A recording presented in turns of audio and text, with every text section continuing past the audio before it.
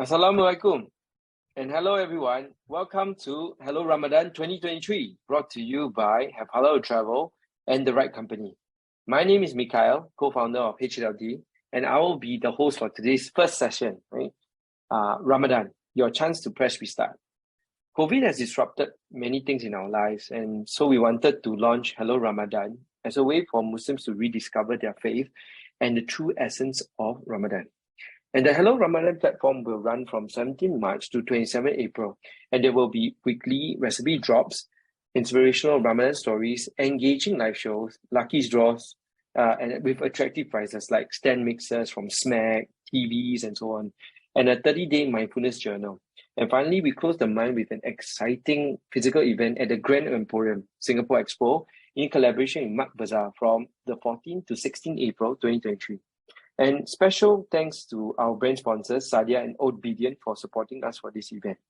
So, to not delay further, today's show is about the starting the month well and with the right frame of mind and intention. So I'm excited to introduce today's speaker, which is my personal friend, Ustad Ridwan. And he's one of the most progressive Muslims I've met to date. So I'm very, very excited for him to be on the show.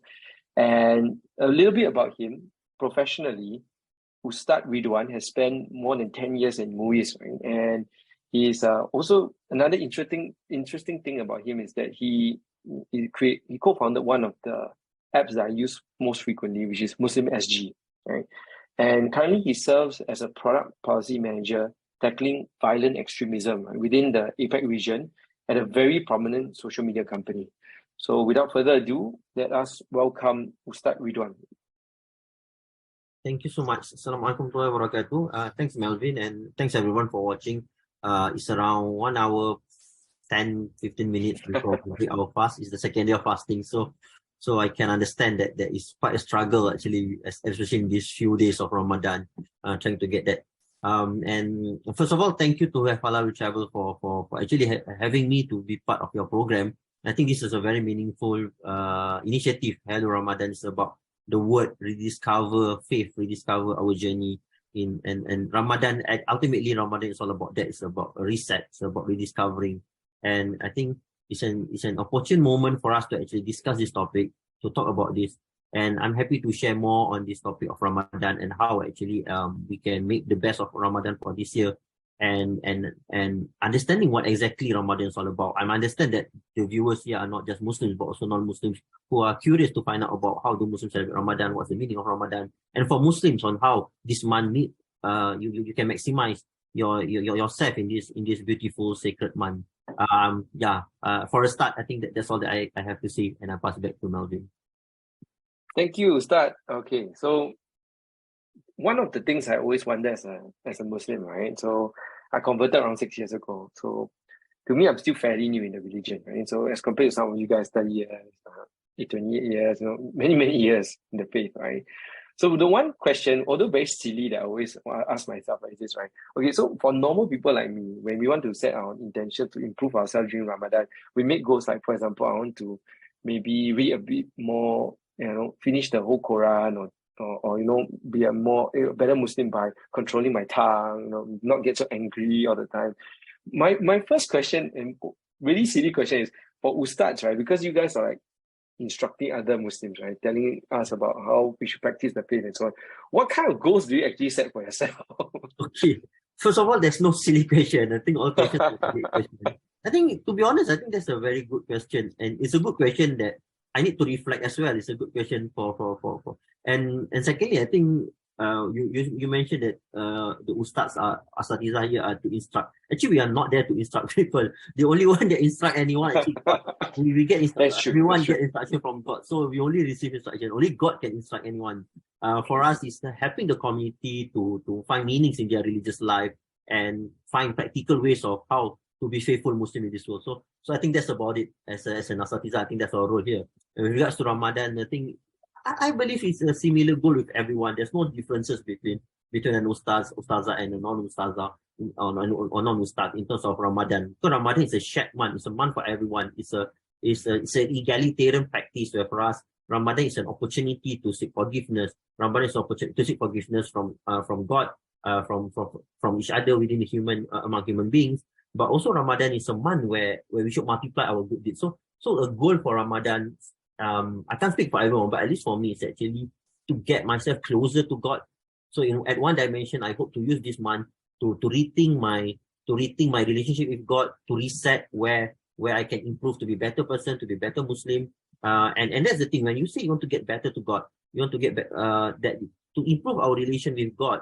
It is not a one-way thing where you just improve your relationship with God spiritually by you increase your praying, you read the Quran, you do all the spiritual act. But to be closer to God, you need also to be good in this world that you live in.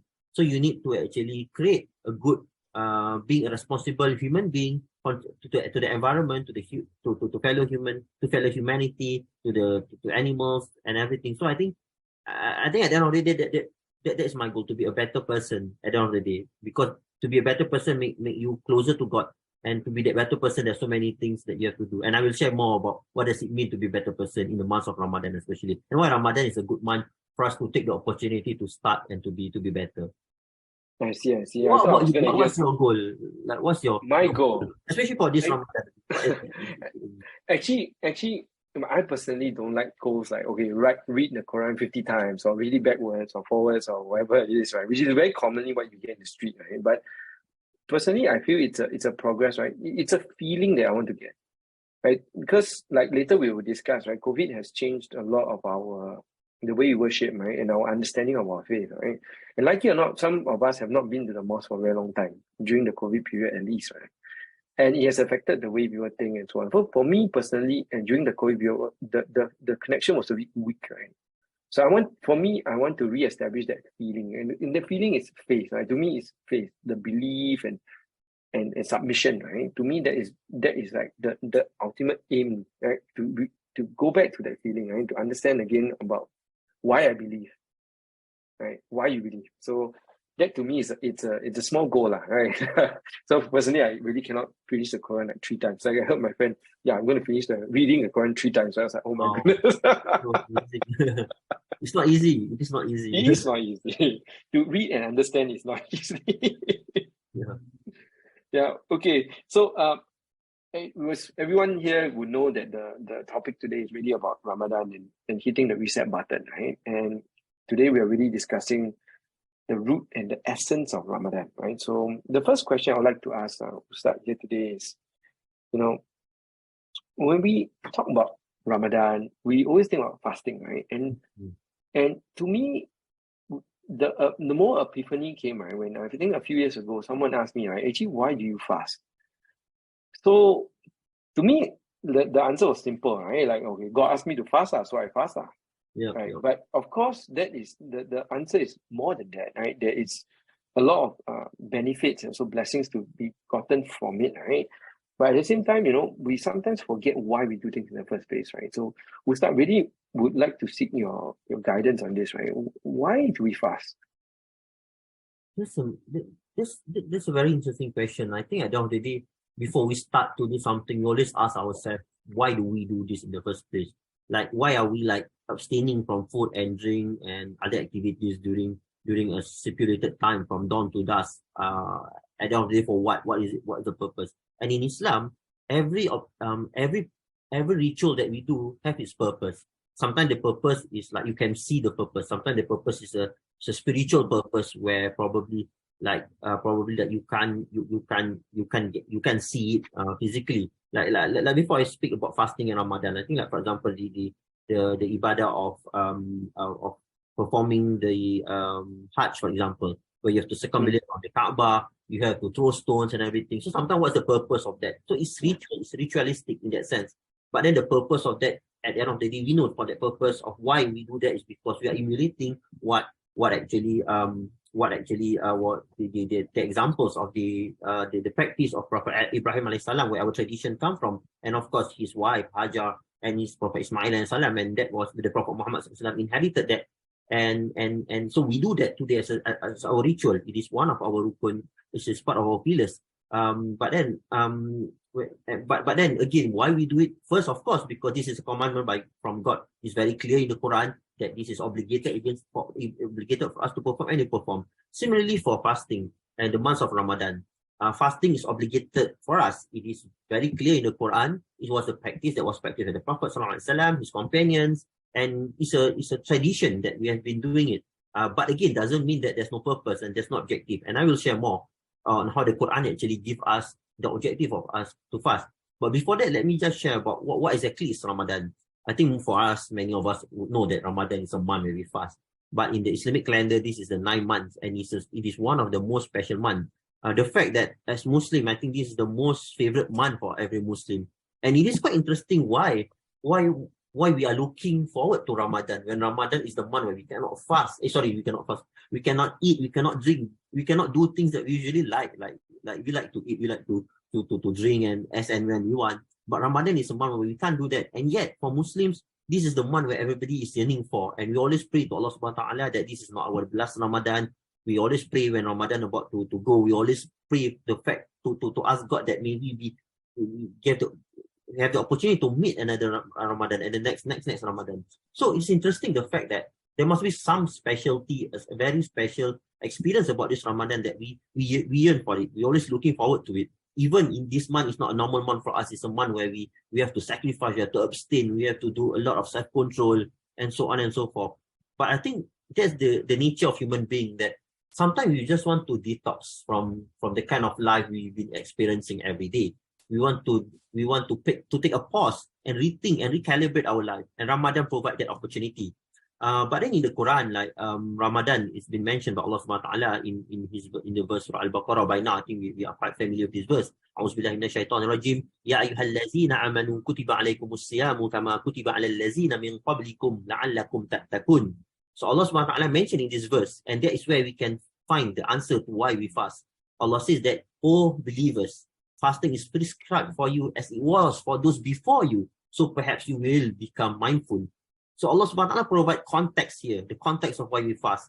First, Allah subhanahu wa ta'ala said that, "Oh, you who believe, the believers, people who believe in God, believe in the Prophet sallallahu alaihi wasallam, that it is being prescribed for us to fast, this act of fasting, and here referring to the fasting in the month of Ramadan. And then it was mentioned here that this was prescribed to people before you. And as Muslims, we believe that we are not the only people who receive message from God. We are the continuation of the message from Prophet Adam alayhi salam, Prophet Moses alayhi salam, Prophet Jesus, and all the other prophets before Prophet Muhammad sallallahu alaihi wasallam. And so we believe that this tradition of fasting is not unique to us. Fasting was prescribed to people of the books, for example, the Christians, the Jews, and so on. In fact, in Christian tradition, you can find verses in the New or Old Testament about fasting. And we know that within the Jewish tradition, they do have some form of fasting as well. Of course, the specific of fasting is different on how Muslims fast and how the other spiritual community actually fast.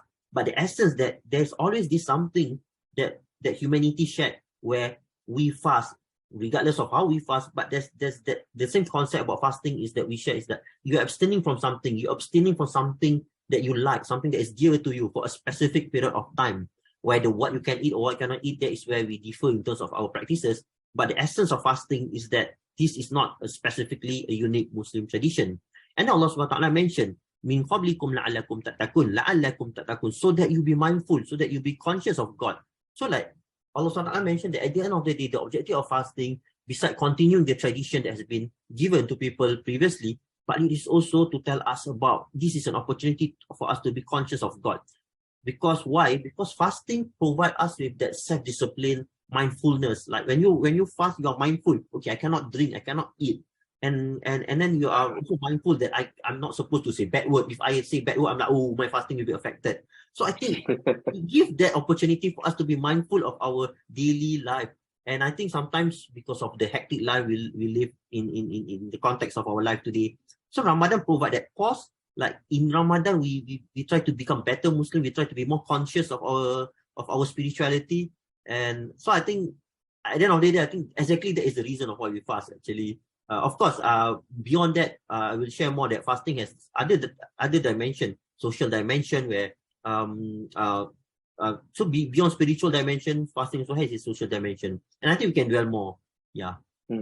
Nice, nice. Thanks. I personally feel the same way, right? It's a reminder, right? Because sometimes it's like setting an alarm clock on your phone. If Yeah, you find trouble waking up, then you set five or six. yeah, yeah, Then yeah. it becomes a habit after that, right? So And that's how I feel. I think because of we fast, we tend to have a fixed schedule in our life, at least in the months of Yes. Ramadan. Like I'm not sure about me, but I'm not sure about other people. But for me, like I'm not the 5 a.m. club where you or 5 a.m. club where you every morning you already Yeah. wake up for. I'm like So like I wake up as and when just before to ensure at least I pray the subuh. But in Ramadan, I think you want to ensure that you wake up by a certain time, because if not, yes. you miss the period where you can eat. Then after that, Correct. you cannot eat or drink. And also that you I think we never look forward to Maghrib than any other month. In Ramadan is the Yes. Maghrib is the I can't wait for Maghrib, because like then you get an opportunity to prepare food that everybody eat during the same time. I think Yes. we get an opportunity for people to be together. In other time, probably we don't have dinner with people similar at a similar time, but this is the one where we do. So I think it gets that it make us to be have more discipline. True. Okay, then so if Ramadan is so meaningful and purposeful, and it's ordained that Muslims abide by God's instruction, right? Then so my question is this, right? The whole COVID period was 2 years, and it was really tough for Muslims, right? I personally remember the Mufti going on TV and he was tearing, right, when he was giving his I think it was the Ramadan sermon, is it? Or the Raya sermon. Yeah, Hari Raya sermon. Yeah. Yeah, good. And he was tearing. I was so moved, right? But the fact is that people got stuck in their homes for 2 years, right? And sometimes it will alter the way our strength of it's almost like reception, right? We've got, right? It's just the connectivity is not so strong. But I guess the reverse is some is somewhat the opposite, right? Some people pray even harder during that time, or they found more connection. I just wanted to hear from your opinion, right? So there's some instances you can share, personally or people around you, right? With regard to this. I think when it comes to like we live in the era where we are in this pandemic, where the most likely we're already in the post-pandemic era in Singapore. It's already lost on green, alhamdulillah. I think when COVID hit, it was 3 years ago. I remember that we were preparing for it was very, everything were very nothing was confirmed. We do not know at that point of time. So when it was I think the mosques were closed prior to Ramadan. It was quite close to Ramadan. And at that point of time, probably at that point of time, we did not know how long the circuit breaker would last. So there was some wishes, hopefully, that it would be the circuit breaker would end before Ramadan, but of course it was not. And eventually, it was the first time, I think, in the modern history, where people around the world celebrated Ramadan without going to the mosque. The mosque doors, I think globally, even the Mecca and Medina, the Palestine in Islam, you see empty people, empty crowd. In the months of Ramadan, where it's usually full. I think that is something I always see that this is a gift that God give us, because this is a unique opportunity that our generation get to experience, where Muslims haven't been able to experience that. You also tell us at the end of the day that Ramadan is not like about, if you're not able to go to the mosque, doesn't mean Ramadan didn't exist. Ramadan as a month exists anywhere, anytime. It is not peculiar to a specific place. Like you go to the mosque, of course, it's a spiritual place. But I think that was a gift God give us, in the sense are we just becoming Muslim because we have a mosque to go, or you make a mosque in your life? Like, how does you live your life? How you are living the Islamic ethos, spirituality within our household? And I think Ramadan provided opportunity for people to actually pray together at home. People who have not been doing that for the past, I think, started to do that. I've seen a lot of people start doing that. When I was managing another social media platform, when I was in MUIS, we have seen a lot of people asking for, like, how do I pray at home? And not just that, I think people are used to go to the mosque where you just pray and then there's an imam to lead the prayer. But at a particular time, most of the men in the household will automatically, I'm like, okay, you have to be your own. I'm the imam. You did. You see, the Ramadan was celebrated in a very uniquely that you never experience it anymore, probably, and we don't even want to experience it anymore. But it gives us the beauty of it is like people start to. It's like it makes sense that religion becoming more democratized in that sense, like personalized. You personalize your faith. When you're not able to go to the mosque because of social distancing, we're not even we were told not to meet people because of the spread of the virus. So you can't even salam people, right? Yeah. So at that point of time, I think what's left for Muslims is about your spiritual relationship with God. People use the opportunity to strengthen that, and I think, and regardless of that, of how we still strengthen our relationship with people over using technology. Like I've seen at that point of time, people give like I mentioned previously, like there's a social dimension to fasting. Social dimension to fasting is that this is the month where Allah Subhanahu wa Taala mentioned that deeds will be multiplied. If any good deeds that we do in this month, it will be multiplied. So it's like a very like quick rich scheme kind of thing. Yeah. Bonus stage, right? It's a whole month of bonus period where you do one good deeds, it will be multiplied, that good deeds. And one of the good deeds that people should do during Ramadan is sharing of food, help the poor, and so on and so forth. So during Ramadan, even during the COVID, we have seen that people donate online. People go to like deliver food, for example, like using Grab, Foodpanda or anything to deliver to food or to their friends, family members, and so on. I think it still create that community. So I think as we move towards this period where mosque is finally, I think this is the first year where the mosque is operating at a full capacity. Because last year there was still some limitations in there. So now it's a moment for us to tell ourselves we missed Ramadan 2 years, 3 years ago when we couldn't go to the mosque. So now God already opened the mosque for us. Are we not going to the mosque? So like using this opportunity to rethink, to ask ourselves that mosques are open. So you have no reason to say, oh, I don't want to go. Make time to go to the mosque because this is an opportunity that, and I think by having the experience of not having the chance to go to the mosque, even when we wanted to, we're not given the opportunity. I think it serves as a good lesson that we shouldn't take things for granted. Like praying in the mosque is not forever, anytime you want. If God want to take it away, God can. Going to the Makkah, Madinah, like people have been doing it, but at that point of time, nobody can do it.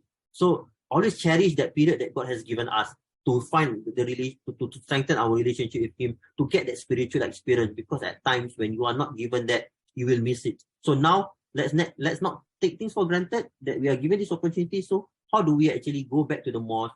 Beyond just go back to the mosque, how do we continue to increase our spirituality in this period as well, and do not leave God from our life again, inshallah. Wow, that was a very good nugget of wisdom. Right? I personally learned quite a few things about what you said. Like taking things for granted. But humans are always like that, right? Yeah. You don't miss it. You don't miss the water until the well runs dry. And the same. Right. Yeah. So I guess the next step is related to this, right? Because after Ramadan, a lot of people get, not after Ramadan, sorry. After COVID, right, everyone gets sucked back to their usual lives of getting busy, in some sense, maybe busier than before because you now got like different things, people expect different things of you. Meetings suddenly can become virtual and then it spends a whole day, right? So you can argue that some sense we become even more hectic, right? Life, So my question is this, right? Because a lot of people tuning in right now, and a lot of our audience are actually between the ages like 28 to 35, right? And they're looking at, they've been working for 2-3 years, looking for a promotion, or maybe they have one child, or if they're very blessed, 2 or 3 children right now, right? So life has reached that stage of, rhythm. So my question for you is this, right? So what are some good goals to set for Ramadan? We talked about the goals just now, right? So the goals that are broad-based, which is like, for example, seeking to be closer to God, or it can be actions driven, behavior driven, like read the Quran 50 times. Yep. Yeah. So wondering whether you have like good goals you can recommend everyone. Like many people, like sometimes it's hard to keep up with goals. Like for example, at the start of the year, I always make a resolution. I want to get fitter, to get fit and go to the proper, like go to the gym frequently. But no, I didn't. I never achieved that. So like every year, it's the same thing. I mean, like, but that's the thing. having a goal, at least like you, even if you don't achieve 100%, at least you achieve some part of it. Should be. I mean, of course, ideally you want to achieve everything, but at least if you don't achieve 100%, 50%, 40%, 30%, not too bad rather than zero. But also, I think like in Ramadan, like different people have a different way to, different capacity on how one can approach Ramadan, and God knows that. God knows your capacity on within your capacity. What is the level of spirituality act that you can do? And God knows that. So I think at the end of the day, know that what we are doing, God knows that if you are busy, you have parents to take care. And because of that, probably you don't have time to go to the mosque because you have parents to take care. And taking care of parents is a form of ibadah.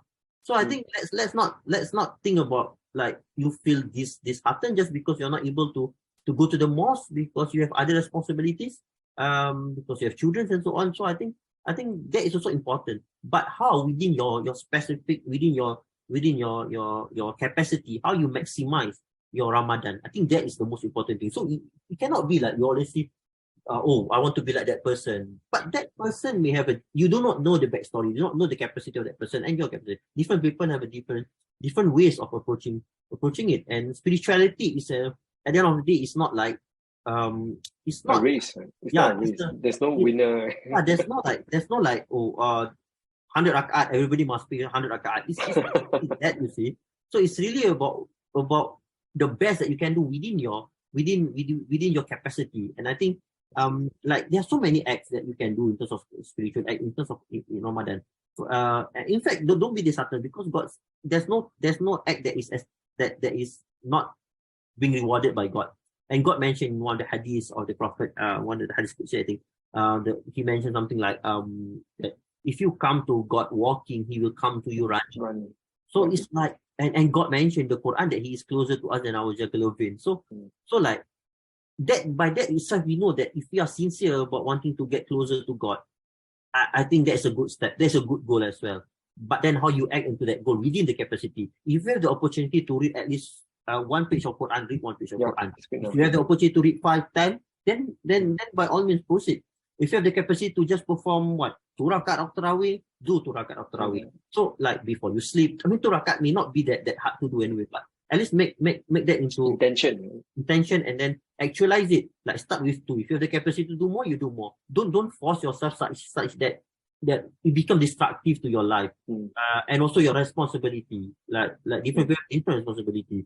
So like so again, so really like for busy people, most of us are busy out there.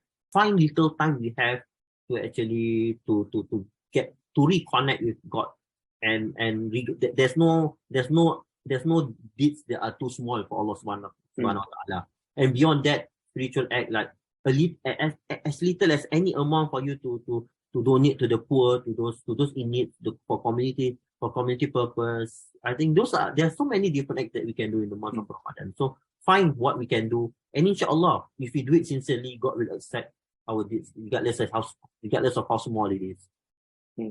I guess I can relate to that, right? Because sometimes you feel, because it's a very important month, and I think a lot of people are very introspective during this time, right? Yeah. But the bad thing that happens is you kind of tend to compare, because sometimes there's social media. Hey, this super pakcik in the mosque did like 1,000 rakaat, right? He's still standing, and after that he's like, "Whoa, come on, let's pray." And then someone else like struggling after like maybe 2 raka'ah because he's very tired. And like, I think sometimes we ourselves are the problems, right? We compare a lot, right? This person did it right. Hey, this one, the hand position not right. Wow, So I think it's an important point to note. There is no race, right? It's just a very long journey, and everybody's on the right path, right? Although if I just want to add that we live in a world where everybody like to compare with one another because of social media, like to portray a certain thing. So do not use that as a yardstick.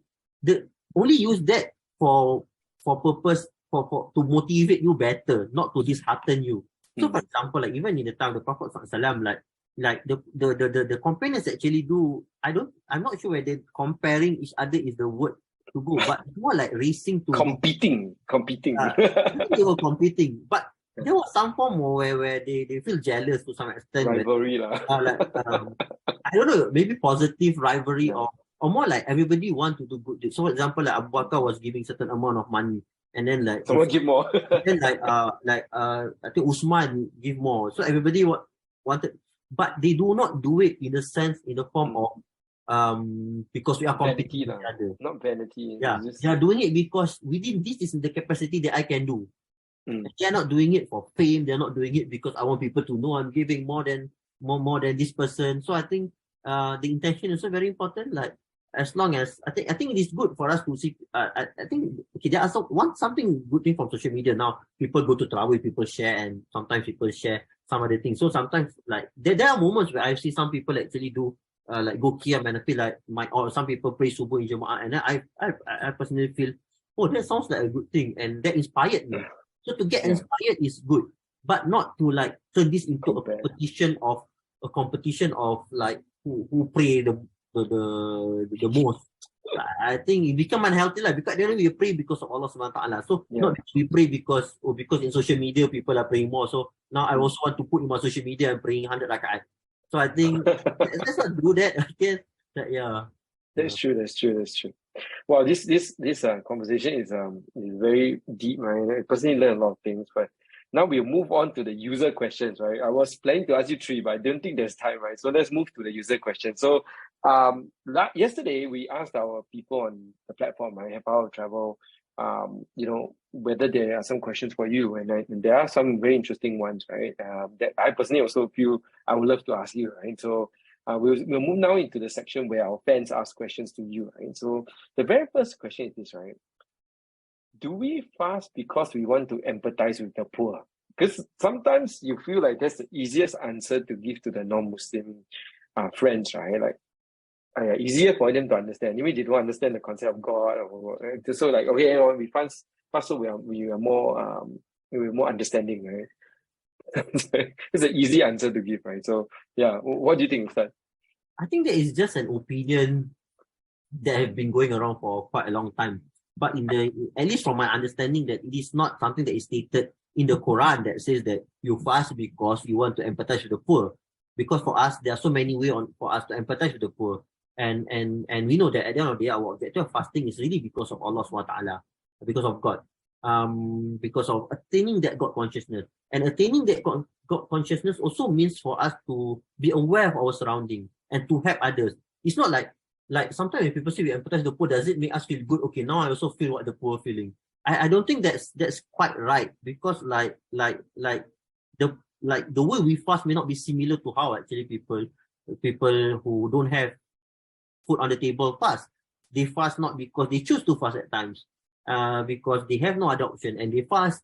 And when they break fast, probably they don't have the luxury of food that we have for many of us. So I think, so if you want to say that and put ourselves in the same pedestal with the poor, okay, I did my part. I feel like I can. So like when you meet people, you say, I understand how you feel because I fast too, and I understand how you feel hungry. You go to some third world country where people don't have food, and then you tell them understand what it means not to have food. So I don't think that is correct, because if you have seen, in Middle East, like people who fast, they feast like there's no tomorrow for their iftar. I think that's not the essence of fasting. Like, essence of fasting actually for us to actually, and then really for fasting is about to live something that is dear to us, to have that mindfulness, to sacrifice something that we like, and that's eating for a specific period of time. With regards to the poor, it's more like Ramadan is a month. It's not about fasting so we feel the poor, but Ramadan is an opportunity actually for us to actually think about people who don't have food. Think about it, not to be like them. In the sense that, oh, I'm feeling what they are feeling. No, you're not feeling what they are feeling. Yes. It's about, so when we fast, we understand that it gives an opportunity. At least we have food at 7 p.m. How about them? So can we be a better community where, how do we find ways on how we can also help to share our food with the poor, people who do not have food on the table? What do we do with it? So it's really of that, like what is our action to help them rather than helping me because now I feel like what the poor are feeling. I think, so I just want to clear that misconception. I don't think fasting is really about feeling to feel what the people who don't have food are feeling. Yeah, because it's still different from us. That's great, because a lot of non-Muslims also think so, right? They think the central reason why is because it's more like empathetic towards like people who are less fortunate, right? So that's a very good explanation. So the next question from the audience, right, is actually something that I personally faced like maybe a week ago when I was paying back my fast, right? So I remember very, very, very specifically, right? So I did everything, right? So I said, okay, I'm gonna wake up and fast, right? I woke up at 5 plus, I ate my breakfast, I drank my last sip of water, then the clock strike that time, then boom, we can't eat anymore. Then after 5 minutes, I realized, oh, darn, I forgot to say my niyyah. Right? So that's the big thing, right? Because sometimes we prepare so much already for what one single thing, which is like, okay, my intention. So that's the very common question. I know you always get it, but can you just please enlighten us, right? What to do? Do I say, oh, sorry, God, no, I'm so sorry. Then start praying like 10 more rakats, or what do we do? I think at the end of the day, like for us, like our ritual shouldn't be make things harder for us. Like the practice of to recite it out loud of the niyat actually to provide that reinforcement. I am going to fast tomorrow. I'm going to fast today. So that is the practice Intention. and probably the benefits of saying that niyat verbally. But when we talk about intention, when we make intention, the intention comes from our heart.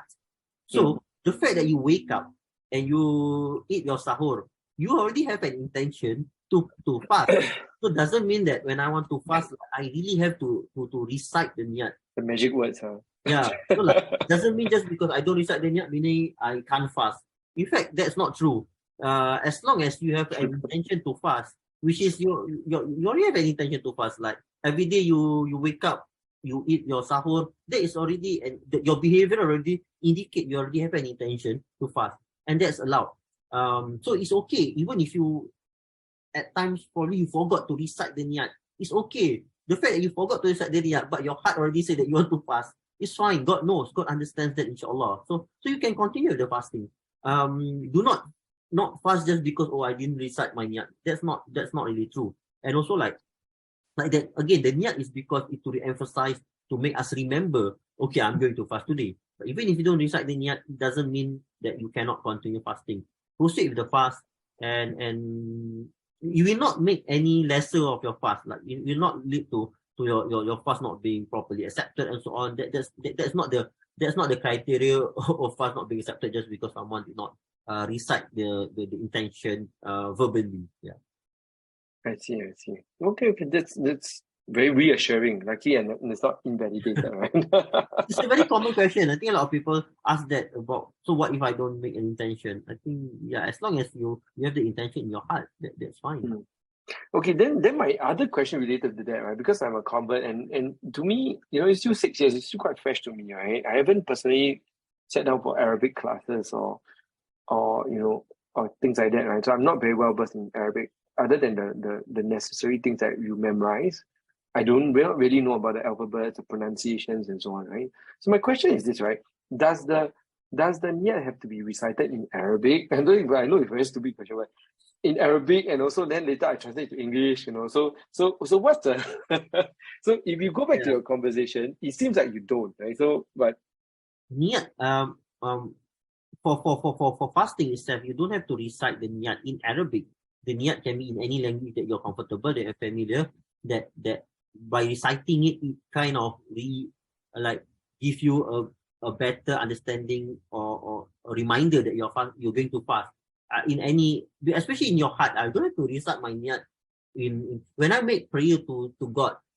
Like I can pray to God in my own language, in any language that I feel comfortable. God understands, and all these languages are given by God anyway. God taught human being all these languages.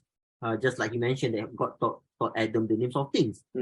So you don't really need to recite in Arabic. It's just that our tradition has been that reciting in Arabic has been a tradition that we practice, which is valid, which has its own merits, because when you recite in a certain language, you understand the ritual, and because like there are, for example, the Quran in prayer, so you need to recite the prayer, the verses in Arabic, rather than.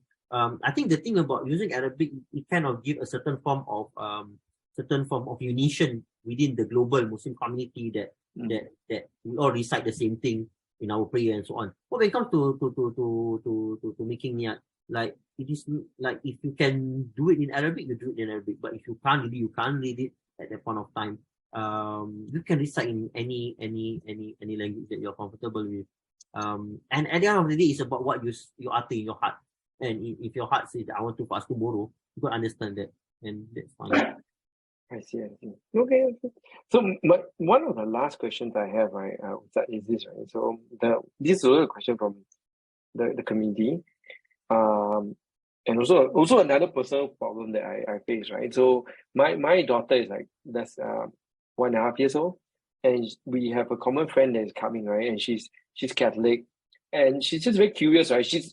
She's never had a Muslim invite her to their house before, and she was so happy and so honored, to be invited. It's like, okay, what should I do? Is it offensive if I do certain things? Should my daughter wear long pants? I don't know. It's like overly excited, right? But beyond that, right? How do we best explain the month to non-Muslims? Because it may not, because to us we understand it's from the holy book, then it's also from the hadith, right? That we understand the traditions and the things we do. But for non-Muslims, they don't have that kind of background or understanding, right? What is the best way to share this with non-Muslims? Because at the end of the day, Hafala Travel is we are different because we look at this, right?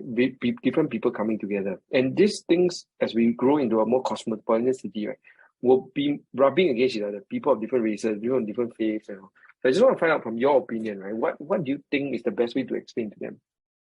I don't have the best answer to that, but what I can try to attempt is that in explaining Ramadan to non-Muslims, like I think first I explain like why this month is very special to Muslims. One is because spiritually this is a month where we believe that God, first, that this is a month with many blessings compared to any other month. So I think that itself spiritually that this is a very spiritually energizing month for Muslims to reconnect with God, to increase our relationship with God, to be better with our spiritual relationship with Him. But also like the fact that this is a special month, why is it spiritually? So from the spiritual aspect, yes, for Muslim it's a very special month in the sense that for Muslim we don't believe that this is the month where devils are chained. So when devils are chained, we believe that the Quran, the tradition tell us that the gates of hellfire are closed and the door of the paradise are wide open. So in that context, Muslims consider this month special because there are so many things that we can do in this month where you can get benefits for hereafter, and that is ultimate goal. As a Muslim, our ultimate goal is that. But also, this month is special because it's the month where God tells us that you should increase your good deeds, and your good deeds include your contribution to humanity. For example, this is the month where we increase our donation, we increase our giving to others, we seek forgiveness among each other. So that is why I make this month also special. And it's special personally as a Muslim. This is the month where I put a pause in the 12 months. This is the month where I do things differently. I explore things differently. I reset. I pause. I recalibrate. And I think that's the whole meaning of Ramadan. Like, so it's a month that provide you with certain form of self-discipline. And again, so far I think if me, I would that would be how I answer to my friends who ask me about what is Ramadan, why is it so special to Muslims, and that would be my kind of answers, touching on these three aspects of why Ramadan is a special month. I'll try to summarize that into a few minutes and explain to my family. Okay, so we've come to almost the end of the session, right? I personally had a very insightful chat with you to start, right? Yeah, I think to me there are a few nuggets of information that I got that I think I really want to reinforce, right, before we close the show, which is Ramadan is really a time of reconnecting with God, right, and also understanding why you believe, right? And then also having the self-discipline to follow through, because some things can be quite difficult, right? But there are benefits and blessings in doing so, right? Like fasting, performing your prayers and so on, right? So I also got the fact that it's not a competition, because a lot of people feel like, okay, I need to pray until my legs break or something to show my piety. But we really strip everything away. It's about your relationship with God, and that is highly personal. It's nothing to do with what other people do or what you personally do to impress other people, right? And that is the root of everything. And I think those are very, very important points. And I think the one that really struck home, right, is your question, right? So, Allah closed the mosque for 2 years, and now that it's open, what will you do? And I think that's a good ending note for the show, right? Because now it's the time to reconsider, right? Why you fast in the first place? Why are you a Muslim? What do you believe in? And also now that it's been taken away once, then what will you do again? Right. So I think that's a very, very nice ending note. And personally, I'll remember that. Right. So thank you for sharing your nuggets of wisdom. Thanks for the question. I think it's a good lesson for me to continue talking about this and reinforce the fact that we are living in this part of the months where in this part of the year where we should increase our spirituality and do better and do good to everyone. So I thought it's a very interesting discussion. Thank you so much. Yeah, thank you. So with that, I'll really close. If we come to the end, really, I'll close the show. I really hope everyone that's listening, right, took away some nuggets of wisdom that will tide you through the whole month, right? And hopefully, inshallah, after that, you can continue to practice these good habits and and intentions, right? So, finally, I'd like to end with again a reminder for Hello Ramadan. It's open from 17 March to 27 April. And we have really very exciting prizes, right? I personally cannot believe that we are giving away Smack hand mixers that are red color, very, very nice things, even giving away a TV. Right. So please tell all your friends, your kampong, your cats to all join. And you can really, really support us. And the final thing is we're having a physical event, our very first physical event at the Grand Emporium in collaboration with Mark Bazaar on the 14th to 16th April at the Singapore Expo. Right. So we'll be there and hoping that we'll see you guys also. Okay. So with that, Assalamualaikum.